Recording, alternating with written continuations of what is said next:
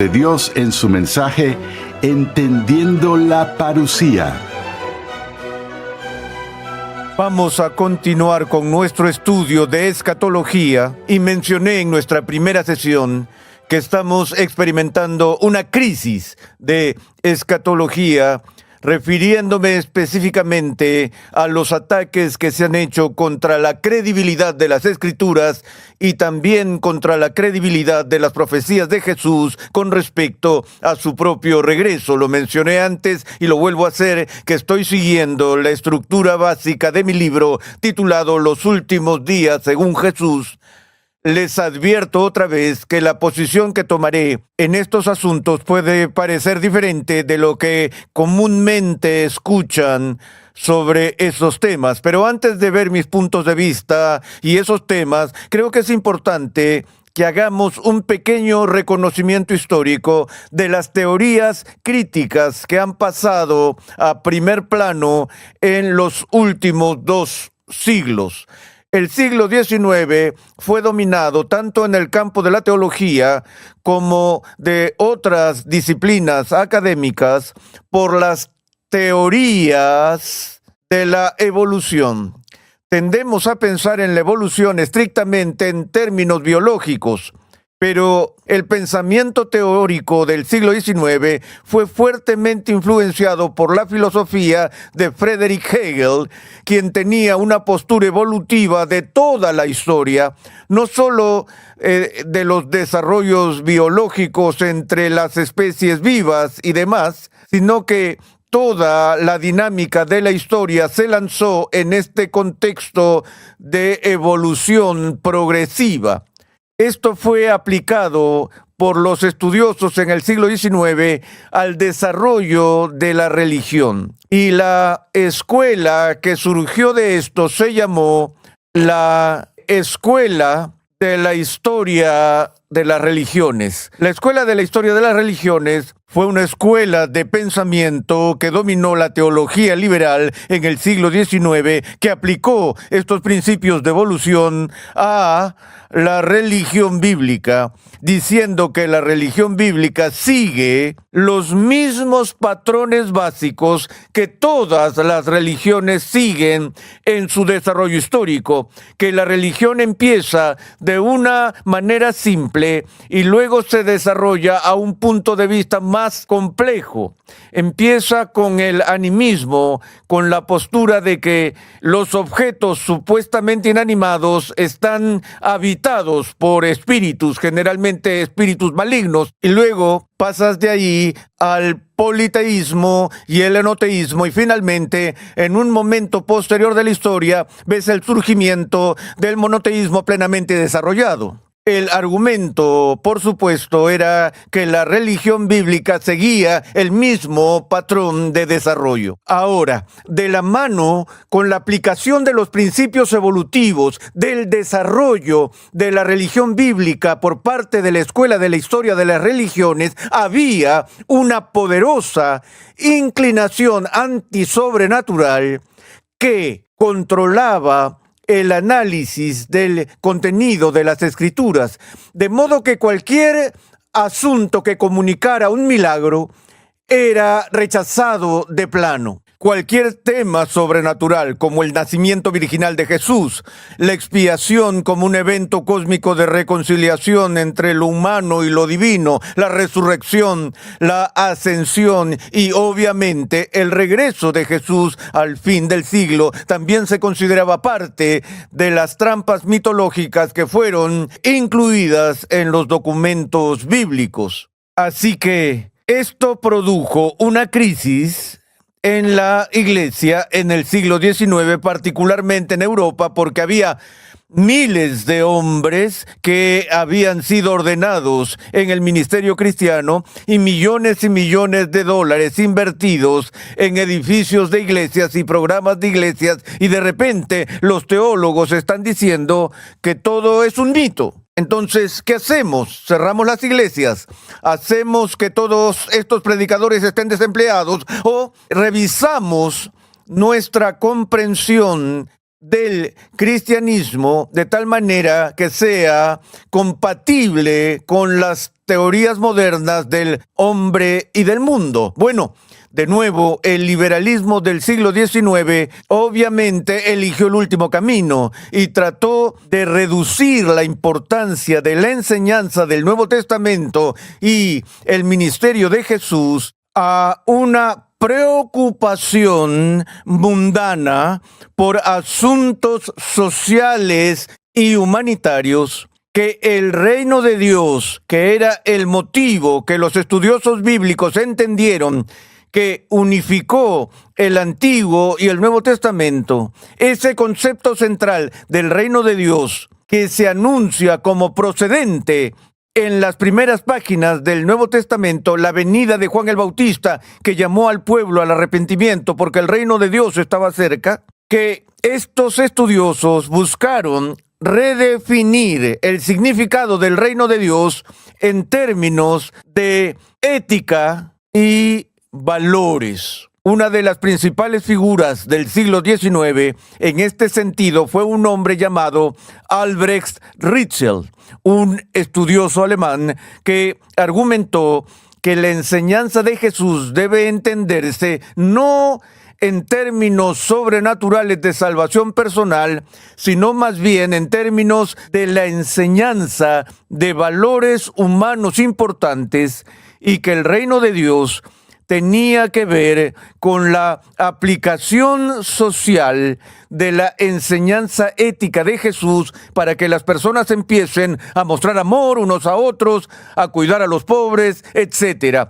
Lo que luego dio impulso al desarrollo de Rauschenbusch del llamado evangelio social. Sabemos que desde entonces ha habido esta división entre el llamado liberalismo y el conservadurismo sobre si la misión básica de la Iglesia es tan solo ministrar a las necesidades de los seres humanos en este mundo, en este tiempo, o si una de las grandes necesidades de los seres humanos es la redención personal y la reconciliación con Dios. Cuando era estudiante en el seminario, estudié teología por un tiempo con Dietrich Ritschl, que era nieto de Albrecht Ritschl, el teólogo alemán a quien acabo de mencionar. Pero en todo caso, después de este desarrollo del liberalismo del siglo XIX, apareció un libro a principios del siglo XX que tuvo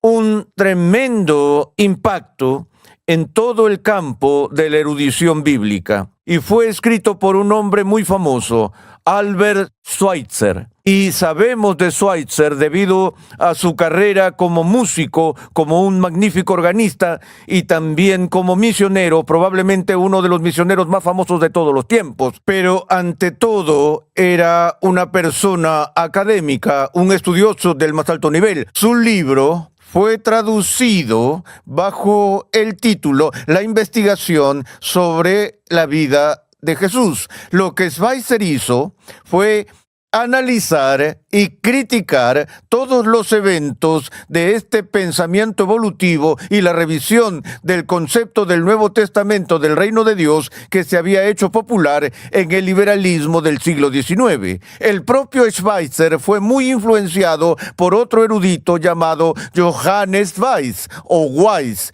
diríamos nosotros, pero Weiss de alemán. Weiss había argumentado convincentemente que si vamos a tomar en serio los documentos del Nuevo Testamento y la enseñanza de Jesús y los apóstoles en serio, tenemos que entender la enseñanza del reino de Dios ante un trasfondo judío de escatología apocalíptica. Eso suena medio elegante, pero básicamente Schweitzer estaba diciendo que el mensaje de Jesús y su enseñanza sobre el reino es ininteligible aparte del enfoque central de la escatología que contiene. Ahora, cuando Schweitzer habló de la postura escatológica de Jesús del reino de Dios, no quiso decir con el término escatológico lo que normalmente se quiere comunicar con el término.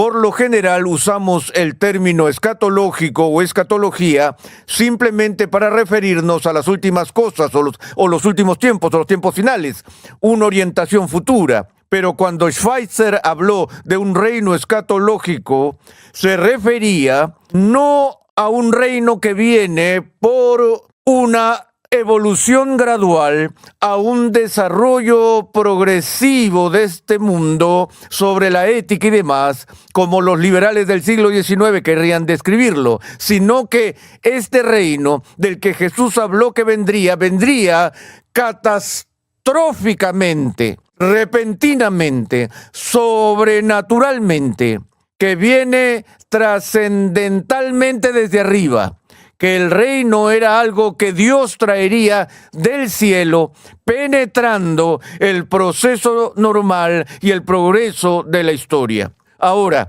entiendan este punto técnico. Schweitzer está diciendo que tratar de interpretar la enseñanza de Jesús sobre el reino de Dios y sus promesas futuras de la manera en que los liberales del siglo XIX lo estaban haciendo, era fundamentalmente no solo incorrecto, sino deshonesto, porque no trataba realmente con la enseñanza clara del texto de las Escrituras. Para Schweitzer, para que los documentos del Nuevo Testamento sean inteligibles, debes tomar en serio su marco escatológico. Ahora, parece que en este punto Albert Schweitzer estaba luchando por los ángeles y era un feroz defensor de la ortodoxia cristiana. Por el contrario, todo lo que está diciendo en este punto es que si vamos a ser fieles en nuestra comprensión académica de lo que dice el Nuevo Testamento, tenemos que leerlo como fue escrito, es decir, en su lenguaje escatológico y su expectativa. Y dijo que no hay duda de que los registros de la postura de Jesús del reino de Dios era de uno que vendría del cielo catastróficamente. Y había diferentes puntos en el ministerio de Jesús donde Jesús, según Schweitzer, esperaba el avance de ese reino desde el cielo. Según Schweitzer, primero, por ejemplo, cuando Jesús envió a los 70 a los diversos pueblos y ciudades de Israel anunciando el reino de Dios, él esperaba que Dios actuara y llevara a cabo el reino en ese momento. Pero no sucedió. Así que en la propia conciencia de Jesús, Jesús tuvo que pasar por cierto periodo de anticipación retrasada en su propia conciencia. De modo que, por ejemplo, cuando vino a Jerusalén en el momento de crisis de la entrada triunfal, tal vez ahora Dios iba a traer el reino, pero no sucedió. Aún así, Jesús persistió con su expectativa hasta el final, incluso hasta el punto de permitir ser arrestado, ser condenado. Y recuerda que habló de, ya saben, no pueden hacer esto a menos que te deje hacerlo. Puedo invocar legiones de ángeles y ellos podrían salvarme, pero él no lo hace. Él espera que Dios intervenga e interceda y traiga el reino. Pero finalmente, en sus últimos momentos en la cruz, Jesús se da cuenta de que no va a suceder. Y él clama desde las profundidades de su propia agonía y desilusión: Dios mío, ¿por qué me has abandonado? Jesús muere como una figura noble, como un gran maestro que encarnó el evangelio de amor que Schweitzer trató de predicar en todo el mundo, pero murió desilusionado por sus propias expectativas de la venida del reino de Dios. Ahora, el valor de Schweitzer es que desde su trabajo ha sido casi imposible para los estudiosos serios tratar la enseñanza del Nuevo Testamento y la enseñanza de Jesús y no darse cuenta de que está expresada constantemente en lenguaje escatológico. Esa es la contribución que Schweitzer ha hecho a esta crisis. Por supuesto, el lado negativo es que, aunque argumenta a favor de la centralidad escatológica de la enseñanza de Jesús, por supuesto que Jesús estaba equivocado y terminó en desilusión. Luego habla de lo que se llama en el lenguaje académico el retraso de la parusía, que no solo Jesús tuvo que retrasar su expectativa de su venida y la manifestación de su gloria, sino que la iglesia primitiva tuvo que pasar por el mismo proceso de parusía fortrag o demora para que a medida que pasara el tiempo hiciera todo tipo de ajustes para excusar no solo el hecho de que el reino no viniera durante la vida de Jesús, sino también el que Jesús todavía no hubiera regresado. Lo que nos trae de nuevo a esta pregunta que planteamos en nuestra primera sesión sobre las referencias temporales de la gloria venidera de Jesús. Ahora, no todos se voltearon y se hicieron los locos con las conclusiones negativas de Schweitzer. Los estudiosos vinieron y trataron de hablar sobre este concepto de este retraso en la parusía, y uno de los más importantes fue el estudioso británico llamado C.H. Dodd, quien escribió sobre el Evangelio de Juan y sobre las parábolas de Jesús que se concentran en la enseñanza de Jesús sobre el reino de Dios. Ya saben, cuando las parábolas dicen que el reino de Dios es semejante a esto, el reino de Dios es semejante a esto y demás. C.H. Dodd es importante para desarrollar lo que se llamó escatología realizada. Dodd ve que en su mayor parte las predicciones de Jesús, Dodd las interpreta como haciendo referencia a un marco de tiempo del primer siglo. Asume que tenemos que tomar en serio esas referencias temporales de la cercanía de la venida de Jesús, pero concluyó que Jesús no estaba desilusionado y que las referencias de marcos temporales no dejaron de materializarse, pero de hecho los pronósticos futuros de Jesús tuvieron lugar en el marco en el que dijo que lo harían, pero en un sentido espiritual. Por ejemplo, volvemos a esos 3 textos que eran tan problemáticos: no terminarán de recorrer las ciudades de Israel antes que venga el Hijo del Hombre.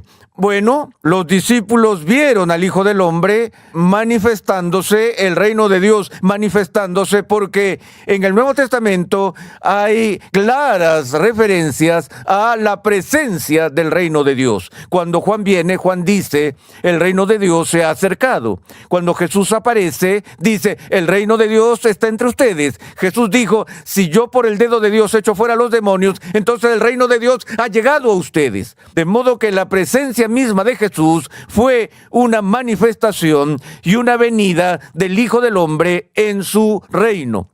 No solo eso, hay algunos de los que están aquí que no probarán la muerte hasta que vean al Hijo del Hombre venir en su reino. Dijo que era una referencia a un evento que ocurrió en un par de semanas más o menos, es decir, la transfiguración, porque algunos de los que estaban allí fueron testigos oculares de la gloriosa aparición de Jesús o en la resurrección y ascensión. Tanto en la resurrección como en la ascensión, la gloria de Jesús se hizo manifiesta a sus discípulos. Y todo esto ocurrió dentro del marco de esa generación. Entonces, para Dodd había una escatología futura completamente realizada, y que las profecías que Jesús hizo no eran sobre algún evento futuro al fin del siglo, sino que tenían que ver con la manifestación espiritual que realmente tuvo lugar en el primer siglo.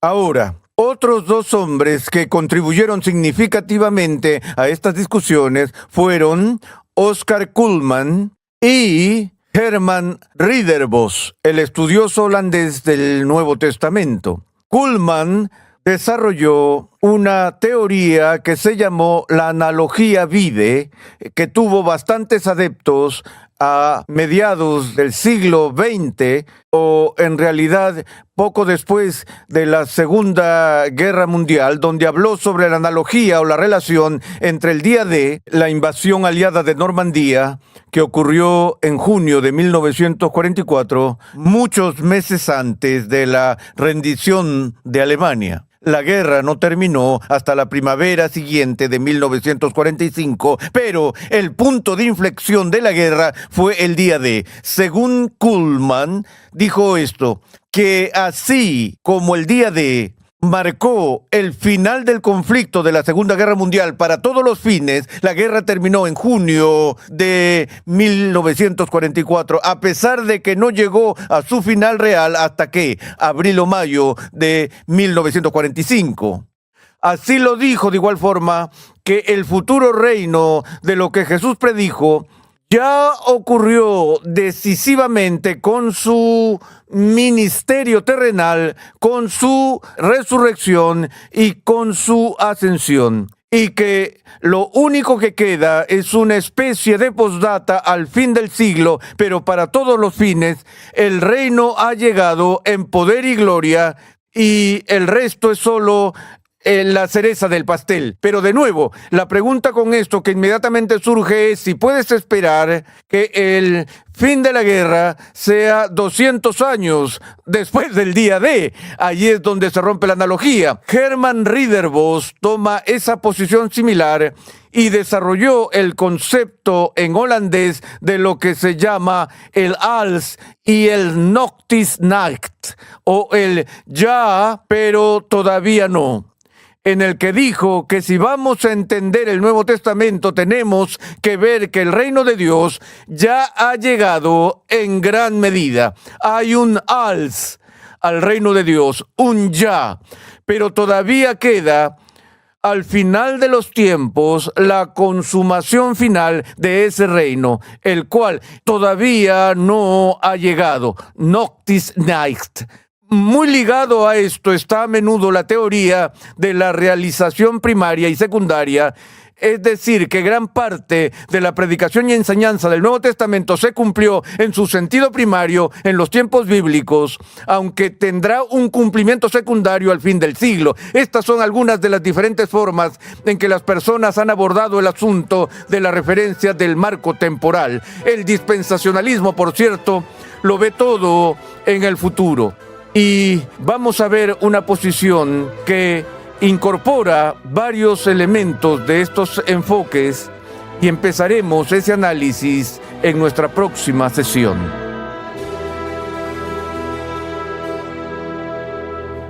Hay tantas teorías sobre la segunda venida de Cristo. Lo que hemos escuchado en esta lección es una visión general de algunos de los puntos de vista más recientes sobre la escatología o el estudio de los últimos tiempos. Nuestra misión en Ministerios Ligonier es proclamar, enseñar y defender la santidad de Dios en toda su plenitud a tantas personas como sea posible. Te invitamos a escuchar 5 minutos en la historia de la Iglesia con Steve Nichols. Este podcast semanal ofrece una mirada informal e informativa a la historia de la Iglesia. Acompáñanos cada semana mientras hacemos una breve pausa en el presente